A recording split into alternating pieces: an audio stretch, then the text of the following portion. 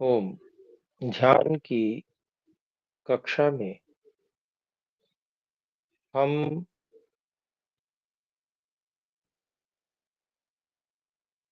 समाधि को किस प्रकार से प्राप्त करें, उसका क्या विज्ञान है, इस विषय को समझने का प्रयास करेंगे।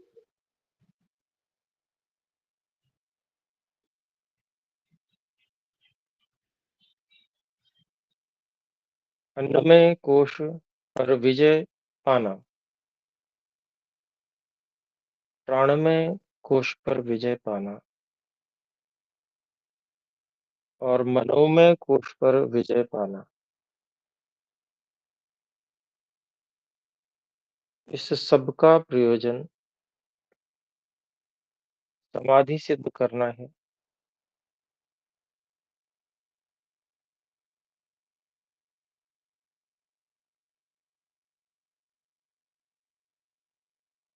अन्नमय कोश इतना अच्छे से धातुओं से परिपुष्ट हो कि जब भी हम ध्यान के लिए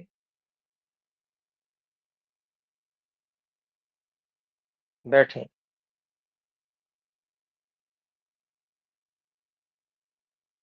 तो हमें अन्नमय कोश से ऊर्जा ध्यान के लिए प्राप्त होती रहे।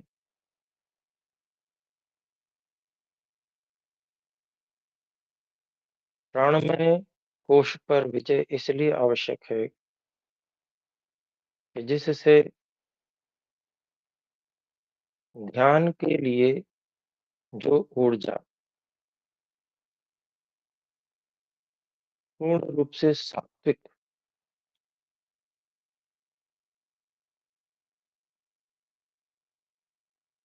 वह ध्यान के हेतु से प्राप्त होती रहे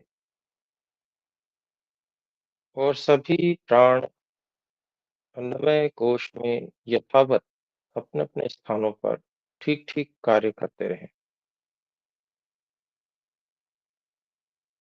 जिससे कोई भी ध्यान में बाधा उपस्थित न हो।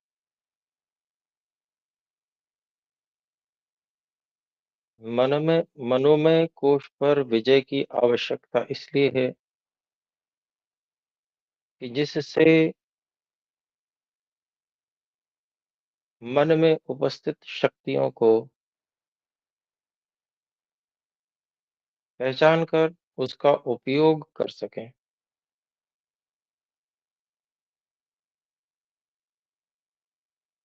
अभ्यास के द्वारा उन शक्तियों को बढ़ा सकें और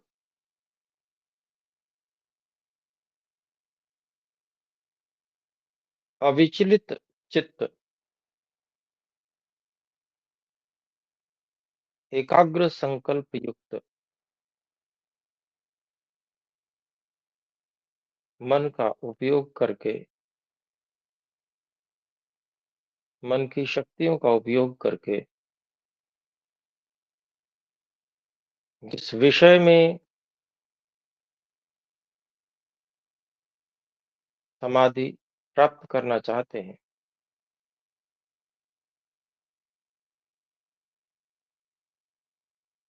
उस विषय से संबंध स्थापित करके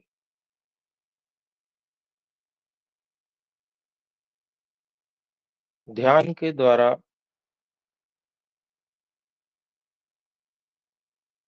उसके विषय में ठीक-ठीक ज्ञान प्राप्त कर सकें।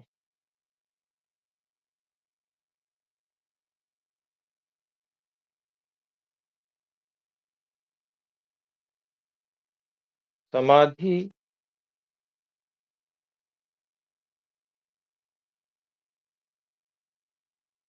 पहले स्थूल विषय में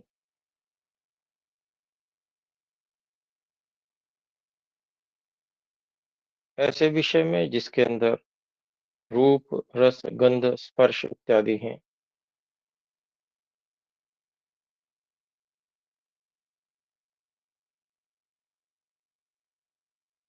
समाधि की मूल आवश्यकता सभी इंद्रियां प्रत्याहार की स्थिति में आ जाएं, अर्थात इंद्रियों का उपयोग अब हम बिल्कुल भी नहीं करेंगे।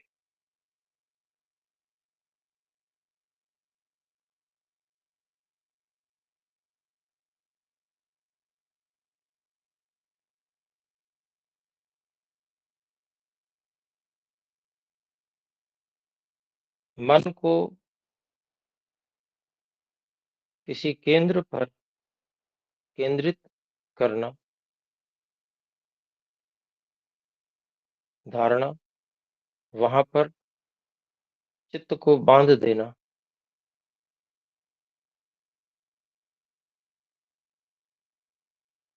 धारणाएं हैं।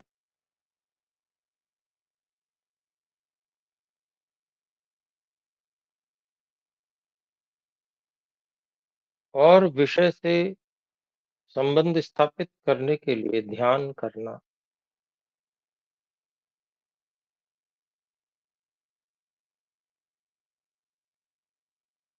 ध्यान है।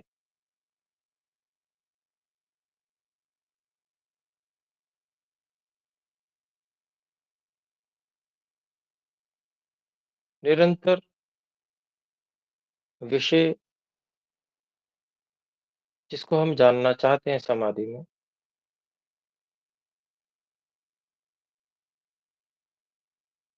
वही धारणा केंद्र पर निरंतर चलता है। और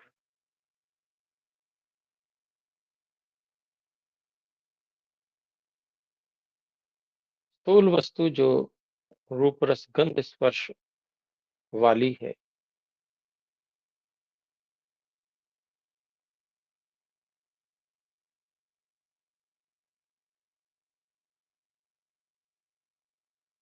उससे संबंध बनाने का प्रयास ध्यान में करते हैं।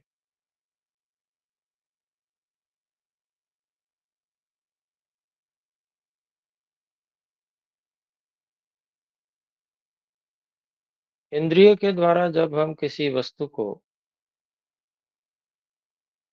देखते हैं, नेत्रेंद्रिय के द्वारा, वहां हमारी नेत्रेंद्रिय और वस्तु पर पड़ने वाला प्रकाश सहायक होता है,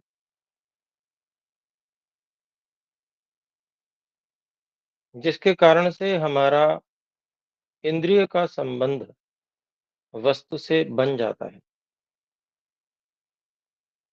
परंतु जब हमने नेत्रेंद्रिय को बंद कर दिया,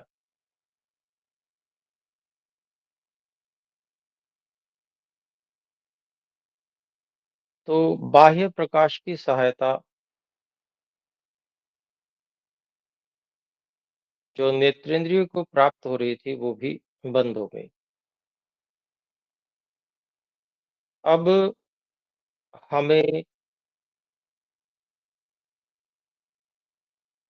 मन से ही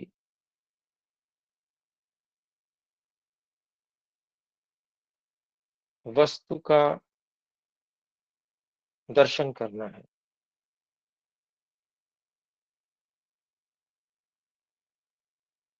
मन से ही वो जो वस्तु है, विषय है, उससे संबंध स्थापित करना है।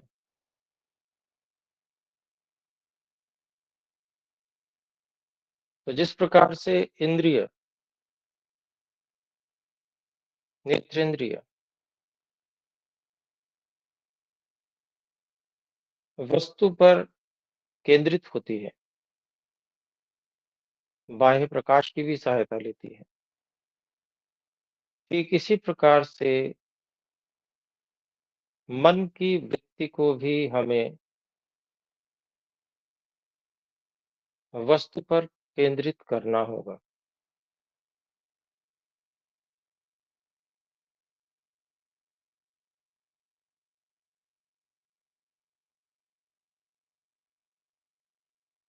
मन की कौन-सी वृत्ति वस्तु पर केंद्रित हो, जिससे कि वस्तु मन में दृष्टिगोचर होने लगे, तो मन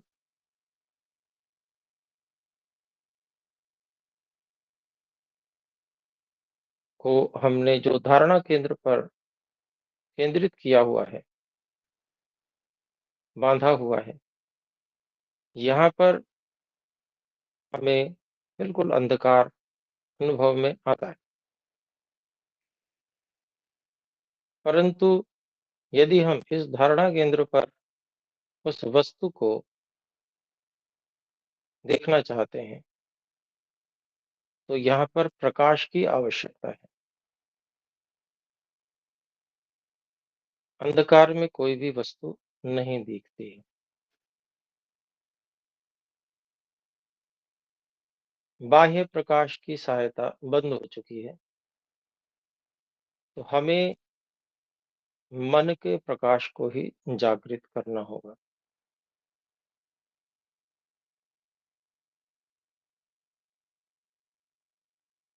अर्थात मन में जो प्रकाश की शक्ति है, प्रकाश की शक्ति को जागृत करना होगा। क्योंकि जब हम इंद्रिय से कोई वस्तु बाहर की देखते हैं और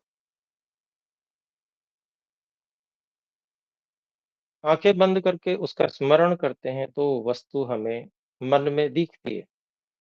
इसका अभिप्राय ये हुआ कि मन में भी प्रकाश है, इसीलिए हम स्मृति में वस्तु देख पा रहे हैं। इसी प्रकाश को हमें जागृत करना है, ये सूक्ष्म प्रकाश है।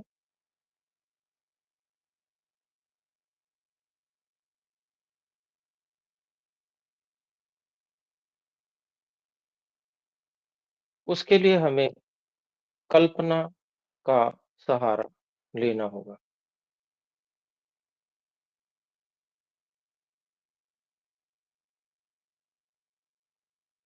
उसी कल्पना के सहारे को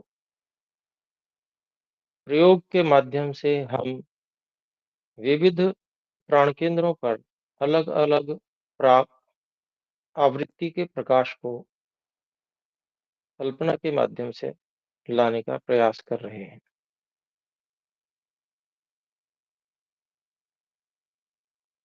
इसके लिए अन्नमय कोश का सहयोग बहुत आवश्यक है। जठराग्नि तीव्र होगी, तो यह कल्पना सरल होगी। जठराग्नि मंद होगी, तो यह कल्पना भी बहुत कठिन हो जाएगी। इसलिए अन्नमय कोश को तैयार करना ये बहुत आवश्यक है। साधना से पहले यदि हम व्यायाम करते हैं,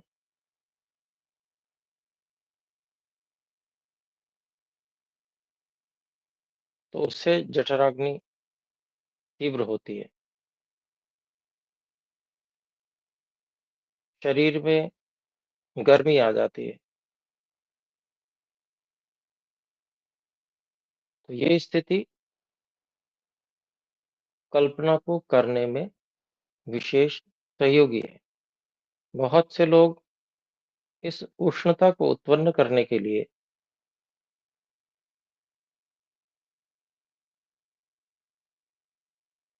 कपालभाति क्रिया का भी उपयोग करते हैं।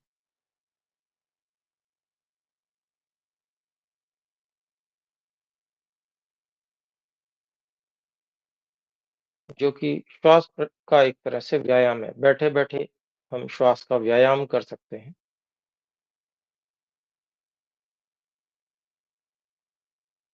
उससे शरीर में गर्मी उत्पन्न हो जाती है और यह अन्नमय कोश में उत्पन्न हुई गर्मी प्राणों में ऊष्मा का सहयोग करती है और मन को ऊष्मा युक्त प्राण प्राप्त होकर मन में जो मन का प्रकाश है,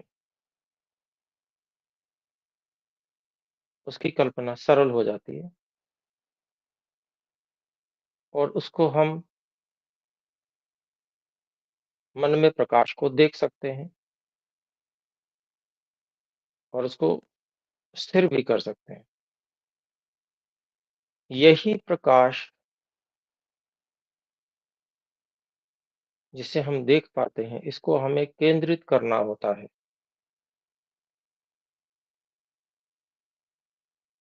ये प्रकाश केंद्रित हो जाता है उस वस्तु पर जिसको हम जानना चाहते हैं। ध्यान करते-करते अन्नमय कोश, प्राणमय कोश का जब संपूर्ण सहयोग मिलता है और मनोमय कोश को हम अभ्यास के द्वारा अत्यंत एकाग्र कर लेते हैं। हमें कुछ भी नहीं चाहिए, केवल वो वस्तु जाननी है। अन्य सब ओर से हमारा ध्यान इस ओर हो गया, तो वैराग्य भी हो गया और अभ्यास करके हम मन के इस प्रकाश को वस्तु की ओर केंद्रित करते हैं और वस्तु से संबंध होते ही वस्तु कुछ-कुछ उसका रंग कुछ-कुछ धारणा स्थान पर अनुभव होने लगता है। ये समाधि का आरंभ है। इसको और अधिक साफ करना है और अधिक स्पष्ट करना है। इसके लिए हम ईश्वर से प्रार्थना करते हैं। ओम भूर्भुवः स्वः इस मंत्र का जप करते हैं और केंद्रित रहते हैं वस्तु पर मन के प्रकाश से।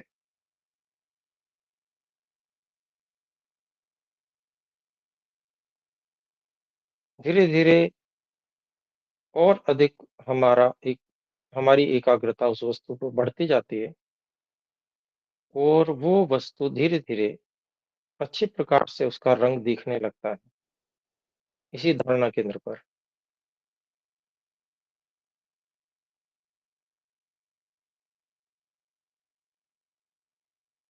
और जैसे हम आँख खोलकर स्थिर होकर किसी वस्तु के रंग को देखते हैं, इसी प्रकार से स्थिर होकर हम उस वस्तु के रंग को देख पाते हैं। ईश्वर की सहायता माँगते हुए, प्रार्थना करते हुए, जप करते हुए, केंद्रित रहते हुए, कुछ समय तक हम इसे स्थिर रख पाते हैं। इसी का अभ्यास करते-करते उसकी आकृति भी दृष्टिगोचर होने लगती है। यह आवश्यक नहीं है कि एक बारी में ही यह सब प्रक्रिया पूरी हो जाए। पहले मन के प्रकाश को उपस्थित करने में ही समय लगेगा। उपस्थित हो जाने पर उसको स्थिर करने में समय लगेगा। स्थिर हो जाने पर उसे केंद्रित करने में भी समय लगेगा। तो जो धैर्यपूर्वक साधना करते हैं, उनको धीरे-धीरे ईश्वर की कृपा से समाधि की प्राप्ति हो जाती है।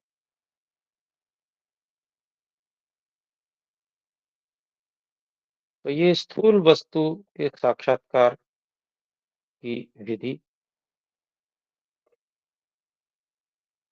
जिसमें रूप देखा जा सकता है, जैसे रूप देखा जा सकता है, इसी तरह से वस्तु का रस, गंध, स्पर्श भी मन के माध्यम से अनुभव किए जा सकते हैं। और जब हम मन के माध्यम से ही सभी रूप, रस, गंध, स्पर्श इनका ठीक प्रकार, भली प्रकार अनुभव करते हैं, तो यह एक पूर्ण समाधि उस वस्तु में, जिसे हम संप्रज्ञात समाधि कह सकते हैं,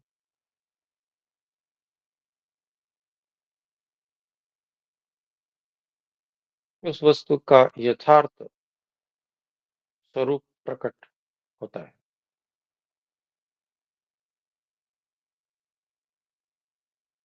उसका हम विवेचन कर सकते हैं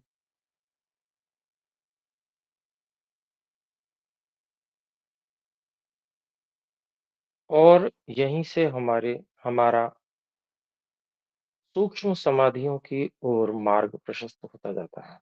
विधि यही होती है, मन की शक्ति को बढ़ाते जाना अभ्यास के द्वारा,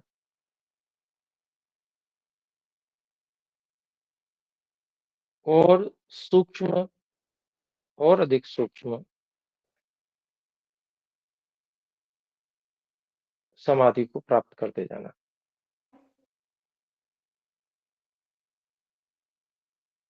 तो आइए, मार्ग हमें पता चल चुका है, उस मार्ग पर हमें कैसे बढ़ना है, उसके लिए हमारे को क्या-क्या आवश्यकताएँ, अपेक्षाएँ हैं, हमें पता चल चुकी हैं।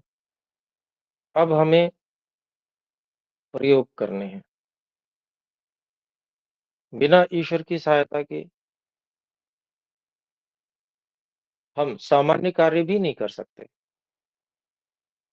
इंद्रियों से भी नहीं देख सकते। तो जब तक हमें परमात्मा की विशेष सहायता न मिल जाए, तब तक हम कैसे समाधि को प्राप्त कर सकते हैं। इसलिए हे परमात्मा, हम आपका जो कुछ अभी तक आपने दिया है, उसके लिए हृदय से धन्यवाद करते हुए, आपके प्रति अत्यंत कृतज्ञ रहते हुए, साधना में आगे बढ़ने का प्रयास कर रहे हैं।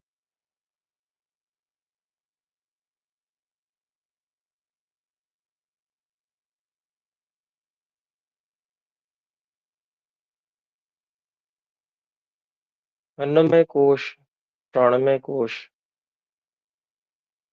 इन कारकों को अब हमें सभी प्रकार से स्थिर करना है, क्योंकि हमें साधना में आगे बढ़ना है। यदि अन्नमय कोश से संबंधित चंचलताएं ही हम करते रहेंगे, तो कैसे इस कारक को हम साधना के लिए स्थिर कर पाएंगे। इसलिए अब इंद्रियों के रस आदि सुखों को भोगना हमारा प्रयोजन नहीं है। वह तो केवल शरीर में बल, अन्नमय कोश की पुष्टि के लिए हम प्राप्त करेंगे, और साधना के लिए उत्तम से उत्तम समय प्राप्त हो सके, उसकी हम सदा प्रतीक्षा किया करेंगे। वो समय भोजन से कुछ दूर संध्या का समय, प्रातः सायं का समय सर्वश्रेष्ठ होता है कि जब तक भोजन आदि सब पच गया होता है, वायु का अनुलोमन हो चुका होता है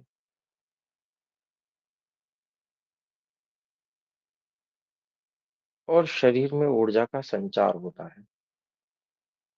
हम अपनी दैनिक दिनचर्या में व्यायाम आदि कर चुके होते हैं, शरीर में हल्कापन अनुभव होता है और स्नान आदि के द्वारा शरीर को शुद्ध करके हम आसन लगाकर, प्राणायाम करके ध्यानावस्थित होते हैं और इसके बाद में हम मन को धारणा केंद्र पर केंद्रित करके इसकी शक्ति को बढ़ाने के लिए अभ्यास करते हैं।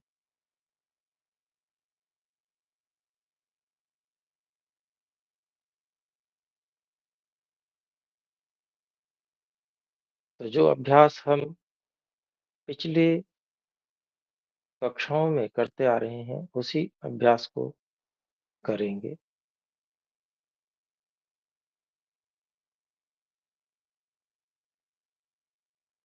भू प्राण केंद्र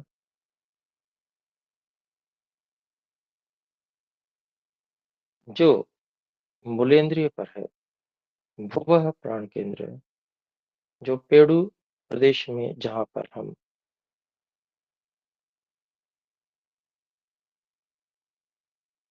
मल इत्यादि का दबाव अनुभव करते हैं मल त्याग के समय।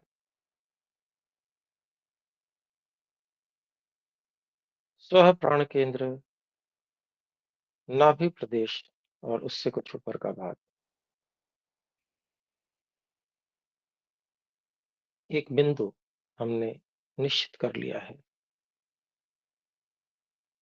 महा प्राण केंद्र हृदय गुहा जो गड्ढा है दो स्तनों के बीच में। जनः प्राण केंद्र कंठ में जो गड्ढा है।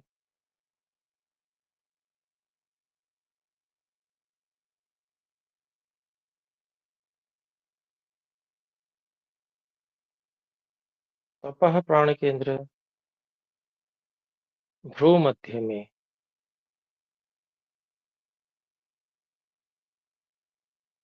सत्यम प्राण केंद्र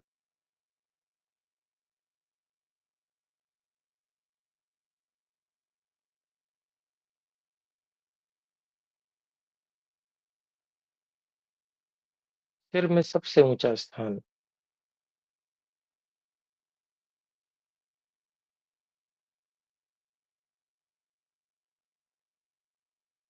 हे परमात्मा, भू प्राण केंद्र पर मैं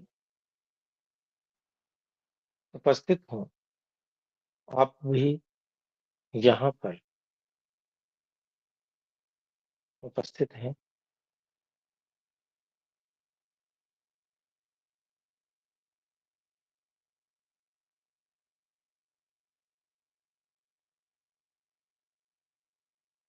इस भू प्राण केंद्र पर लाल रंग के प्रकाश की कल्पना करने का मैं प्रयास कर रहा हूँ।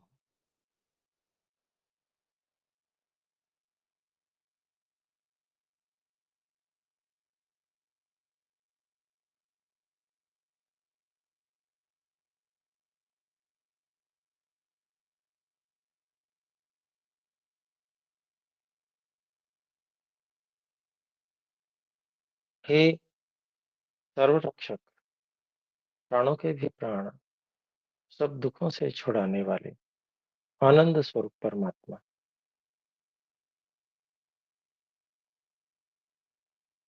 मन को एकाग्र करने और कल्पना को स्थिर करने में मेरी सहायता की, मेरी विशेष सहायता कीजिए।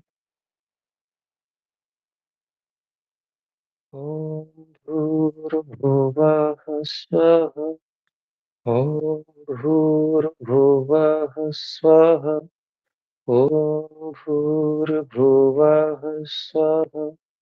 ॐ भूर्भुवः स्वः। ॐ भूर्भुवः स्वः। ॐ भूर्भुवः स्वः। ॐ भूर्भुवः स्वः। ॐ भूर्भुवः स्वः। ॐ भूर्भुवः स्वः।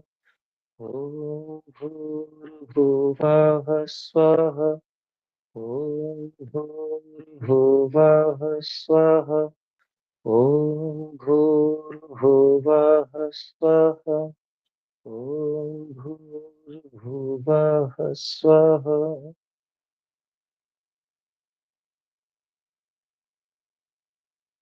वाणी को विराम देकर थोड़ी देर मन में ही जप, केंद्रन और कल्पना की स्थिरता के लिए प्रयास।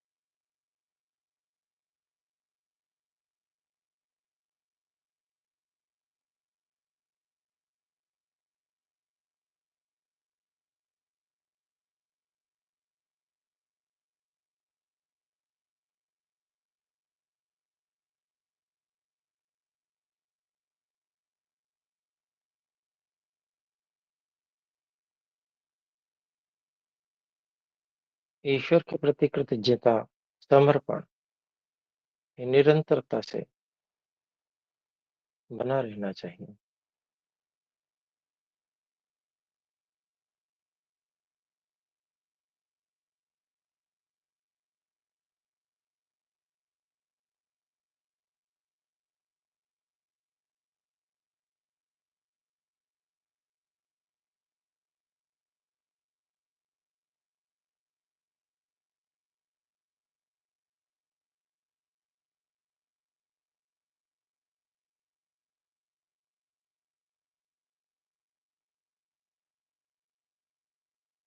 अब धीरे-धीरे हम भूवः प्राण केंद्र की ओर बढ़ते हैं।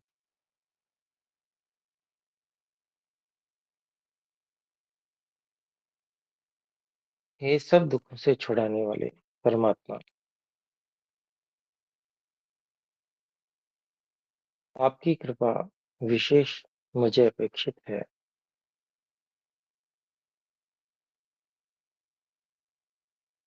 विशेष सहायता करने की कृपा कीजिए। भुवः प्राण केंद्र पर नारंगी रंग के प्रकाश की कल्पना।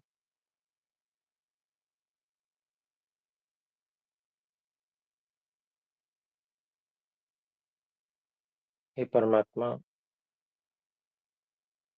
हे सर्वरक्षक, आप प्राणों के भी प्राण, सब दुखों से छुड़ाने वाले आनंद स्वरूप हैं।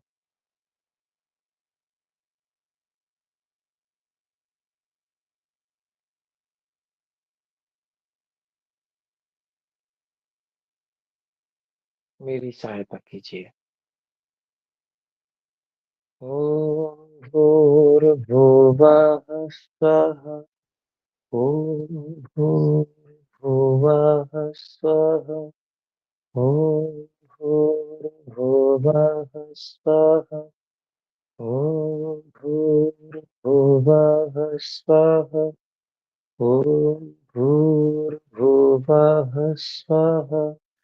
ॐ भूर्भुवः स्वः। ॐ भूर्भुवः स्वः। ॐ भूर्भुवः स्वः। ॐ भूर्भुवः स्वः। ॐ भूर्भुवः स्वः। ॐ भूर्भुवः स्वः। ॐ भूर्भुवः स्वः। मन में जप करते हुए बहुत ही श्रद्धा के साथ में, अखंड विश्वास के साथ में निश्चय ही मैं ईश्वर की सहायता से कर पा रहा हूँ।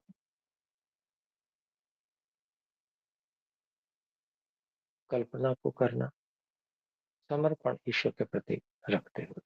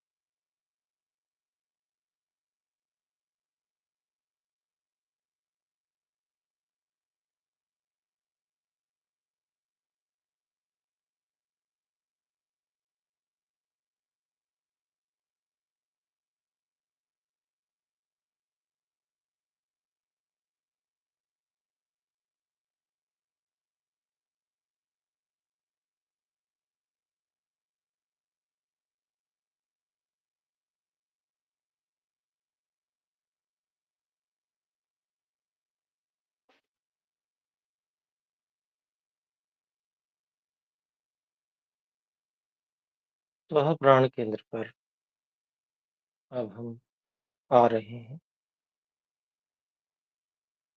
नाभि केंद्र,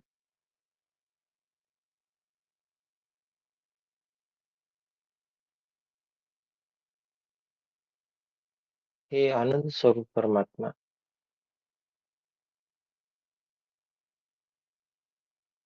इस नाभि केंद्र पर पीले रंग के प्रकाश की मैं कल्पना कर रहा हूँ। मेरी सहायता कीजिए। हे सर्वरक्षक, आप प्राणों के भी प्राण, सब दुखों से छुड़ाने वाले आनंद स्वरूप हैं। मैं आपके प्रति अत्यंत कृतज्ञ हूँ। आपका बहुत बहुत धन्यवाद करता। कृपा करके मेरी विशेष सहायता कीजिए। ओम भूर्भुवः स्वः। ओम भूर्भुवः स्वः। ओम भूर्भुवः स्वः। ओम भूर्भुवः स्वः। ओम भूर्भुवः स्वः। ओम भूर्भुवः स्वः। ओम भूर्भुवः स्वः। ओम भूर्भुवः स्वः। ओम भूर्भुवः स्वः। ओम भूर्भुवः स्वः। ओम भूर्भुवः स्वः।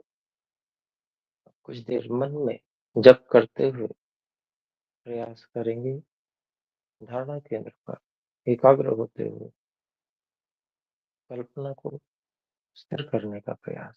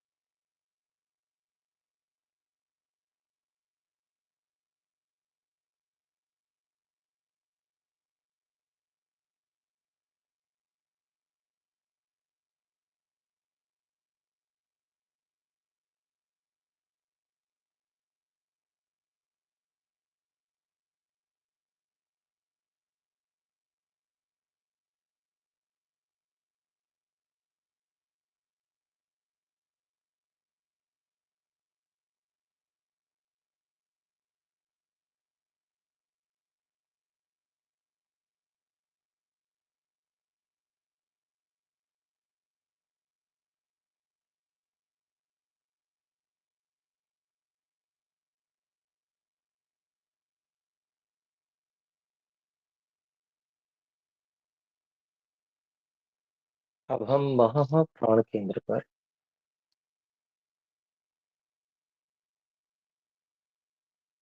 पहुंच गए हैं।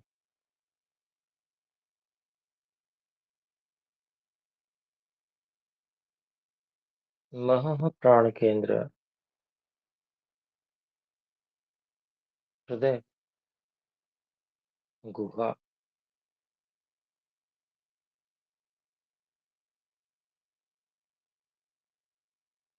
हे सबसे महान परमात्मा, मुझ पर कृपा और दया कीजिए। मेरी विशेष सहायता कीजिए।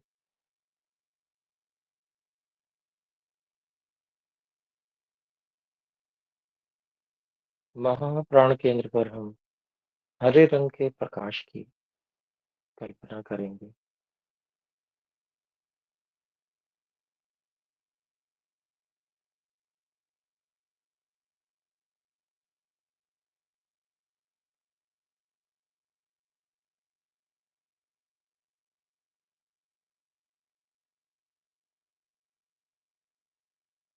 हे सर्वरक्षक, प्राणों के भी प्राण, सब दुखों से छुड़ाने वाले आनंद स्वरूप परमात्मा, मेरी विशेष सहायता कीजिए। ये सबसे महान प्रभु, मेरी सहायता कीजिए। ओम भूर्भुवः स्वः। ओम भूर्भुवः स्वः। ओम भूर्भुवः स्वः। ओम भूर्भुवः स्वः। ओम भूर्भुवः स्वः। ओम भूर्भुवः स्वः। ओम भूर्भुवः स्वः। ओम भूर्भुवः स्वः। ओम भूर्भुवः स्वः। ओम भूर्भुवः स्वः। ओम भूर्भुवः स्वः। मन में थोड़ी देर ईश्वर को समर्पित रखते हुए जप और कल्पना।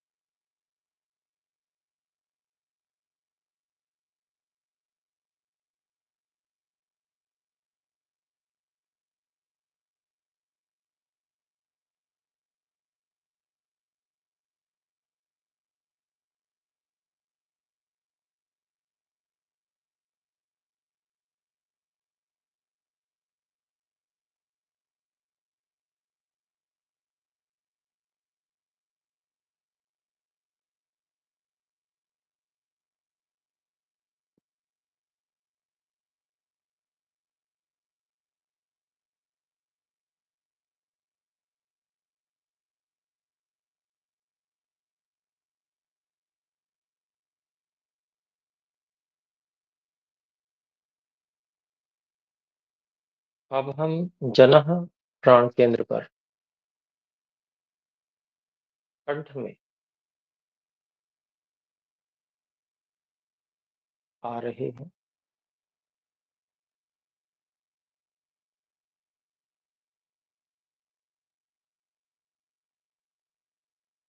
ये सारे संसार को बनाने वाले परमात्मा, सकल जगत उत्पादक प्रभु,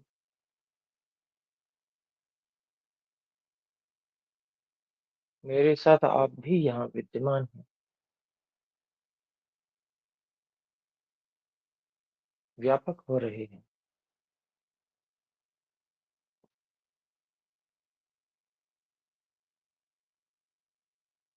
मुझे आपकी विशेष सहायता की अपेक्षा है, आवश्यकता है।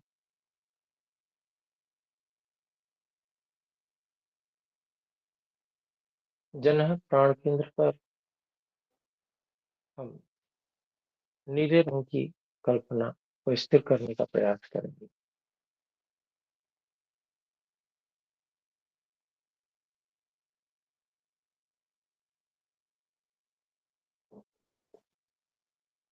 हे सर्वरक्षक, प्राणों के भी प्राण, सब दुखों से छुड़ाने वाले आनंद स्वरूप परमात्मा, मैं आपके प्रति अत्यंत कृतज्ञ हूँ। आपका बहुत बहुत धन्यवाद करता हूँ। कृपा करके मेरी विशेष सहायता करें। ओम भूर्भुवः स्वः। ओम भूर्भुवः स्वः। ओम भूर्भुवः स्वः। ओम भूर्भुवः स्वः। ओम भूर्भुवः स्वः। ओम भूर्भुवः स्वः। ॐ भूर्भुवः स्वः। ॐ भूर्भुवः स्वः। ॐ भूर्भुवः स्वः। ॐ भूर्भुवः स्वः। ॐ भूर्भुवः स्वः। थोड़ी देर मन में जप के साथ में नीले रंग की कल्पना करने का प्रयास।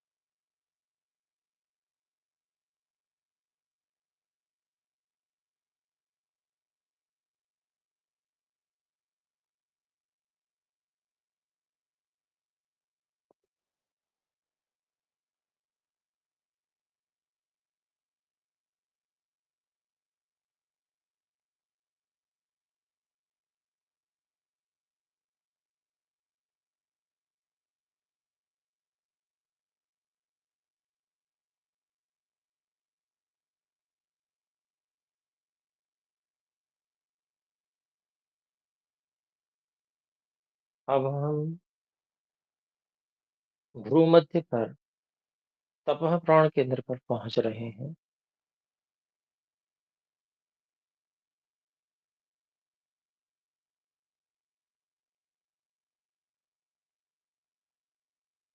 हे सर्व सामर्थ्य युक्त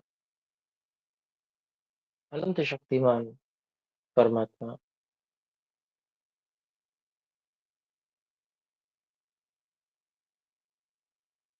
मुझ सहित आप तपह प्राण केंद्र पर उपस्थित हैं।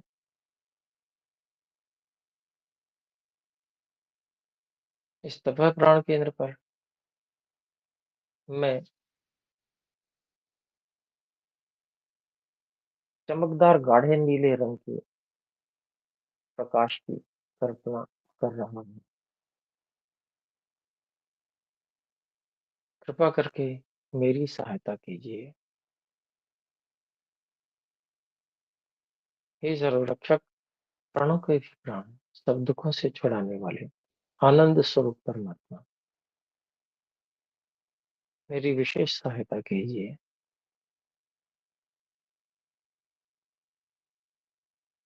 ओम भूर्भुवः स्वः। ॐ भूर्भुवः स्वः। ॐ भूर्भुवः स्वः। ॐ भूर्भुवः स्वः। ॐ भूर्भुवः स्वः।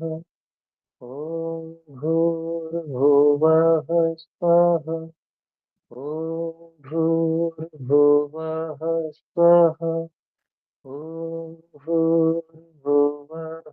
स्वः। ॐ भूर्भुवः स्वः। थोड़ी देर मौन होकर मन में ईश्वर को समर्पण बनाए रखते हुए कल्पना को स्थिर करने का प्रयास करें।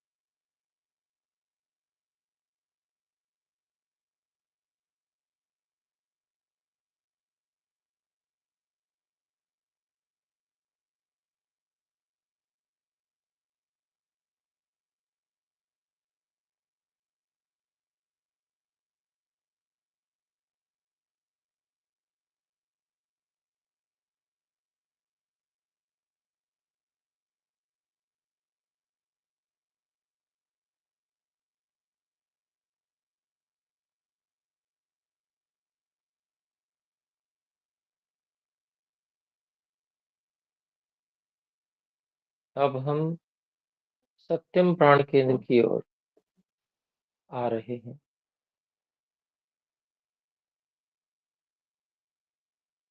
सिर में सबसे ऊंचा स्थान यह सत्यम प्राण केंद्र।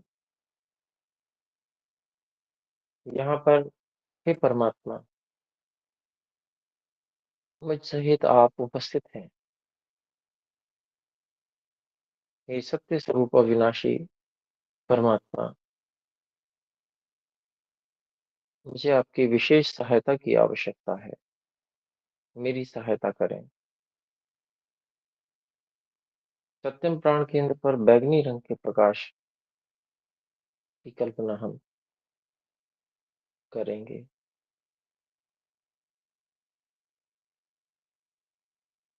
हे परमात्मा, आप संरक्षक हैं, प्राणों के भी प्राण हैं, सब दुखों से छुड़ाने वाले आनंद स्वरूप हैं। कृपा करके मेरी सहायता कीजिए।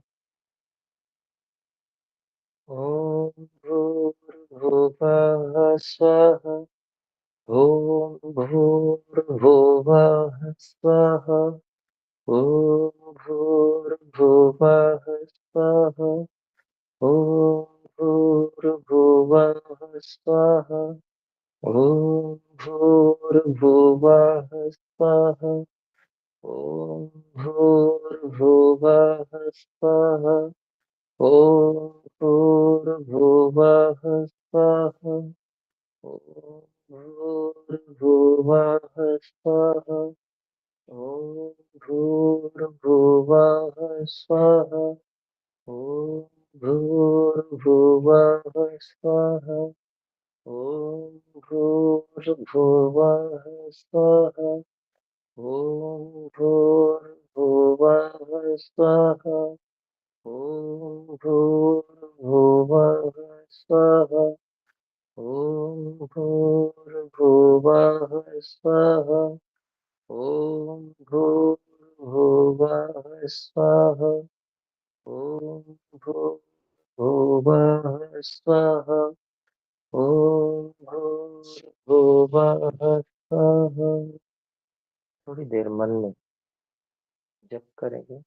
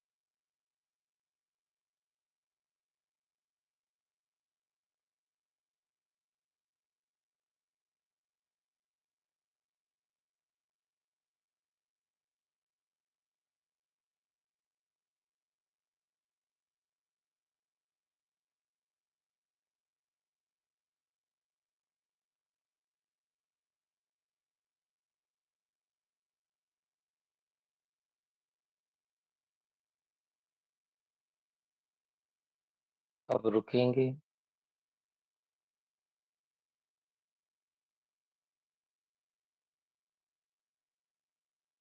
और सातों प्राण केंद्रों पर जो हमने अभ्यास करने का प्रयास किया, उसको उन रंगों के साथ में एक बार फिर से अनुभव करने का प्रयास करें कल्पना के माध्यम से।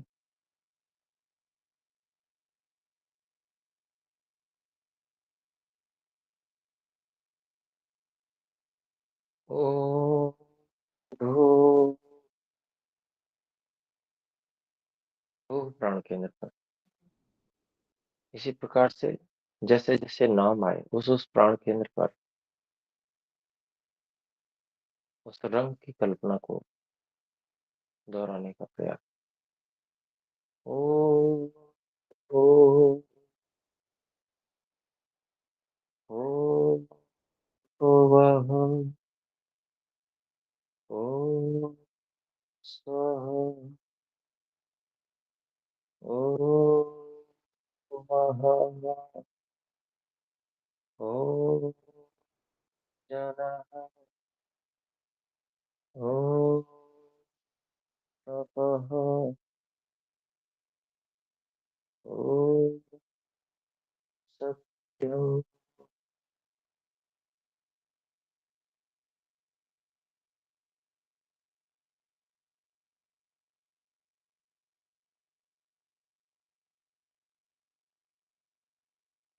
प्रयास करेंगे अभ्यास करने का इसका।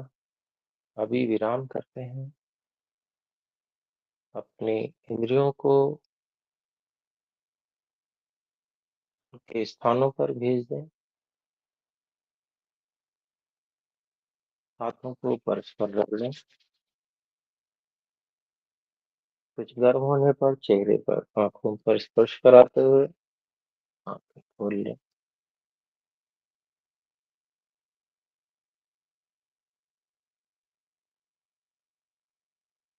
और ये परमात्मा के मुख्य निज नाम एक ओम का उच्चारण करके इस कक्षा का विराम करें।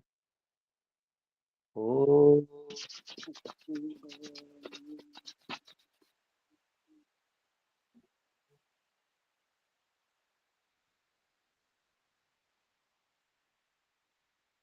सभी को सादर नमस्ते गुरुजी। नमस्ते गुरुजी, आपका बहुत बहुत धन्यवाद। नमस्ते गुरुजी, बहुत धन्यवाद। धन्यवाद।